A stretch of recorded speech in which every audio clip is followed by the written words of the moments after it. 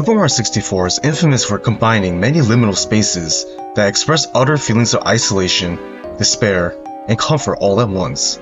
For me, it's the lack of characters inhibiting the rooms in the castle that I find the most unsettling. Although technically the castle isn't alone, as there are a total of 8 toads, each with different bits of advice, but that part that always stuck out to me was their locations and dialogue.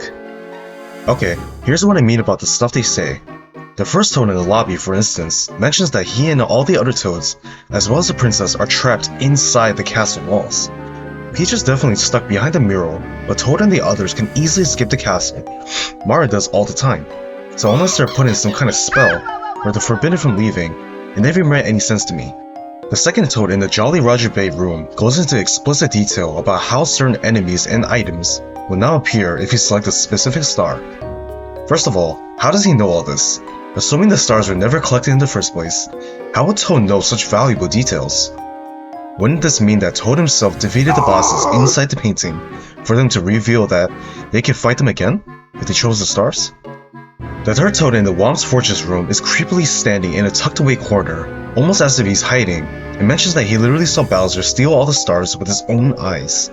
Although Toads are known to be defenseless, shouldn't he have contacted Mario or the Star Spirits, or anybody, instead of just standing there like a dope, with a huge grin on his face?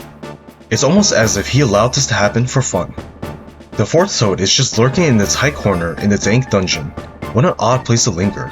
He just talks about normal things like how to recover your health with coins. Nothing out of the ordinary. The fifth Toad standing in the Hazy Mazy Cave room is once again standing in a corner near the oil sludge pool.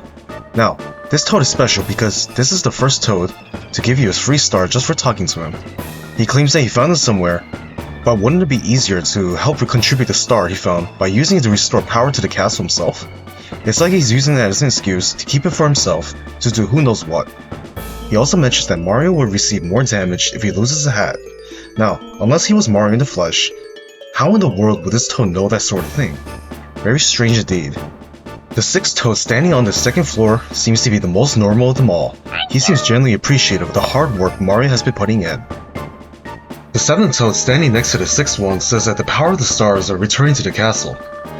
He also happens to be one of the Toads holding onto a star to give Mario, rather than sending it to restore power to the castle, to make things easier for Mario.